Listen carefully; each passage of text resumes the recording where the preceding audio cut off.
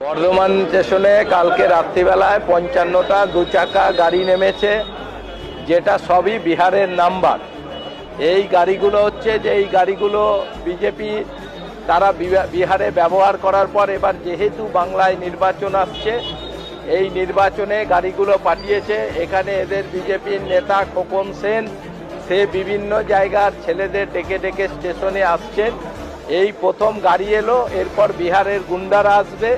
এরা যেভাবে বিভিন্ন রাজ্যে ক্ষমতা দখল করছে, বিভিন্ন মানুষকে ভয় দেখিয়ে ভোটার লিস্টে কারচুপি করে বাংলায়ও সেটা শুরু করতে চাইছে। এটাই হচ্ছে ওদের প্রথম পদক্ষেপ।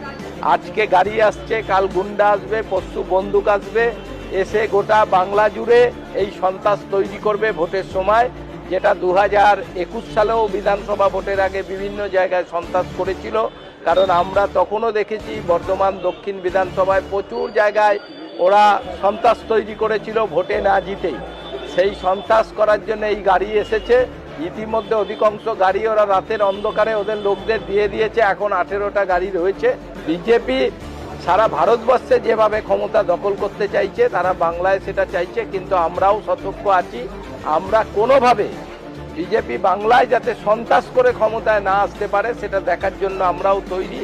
আমরা সুস্থভাবে বাংলায় ভোট চাই। সুস্থ ভোট হলেই বাংলায় চতুর্থবারের জন্য মাননীয় মুখ্যমন্ত্রীকে বাংলার মানুষ নির্বাচিত করবে। তকমা নিউজের আরও সংবাদের জন্য চ্যানেলটি এখনই ফলো ও সাবস্ক্রাইব করুন।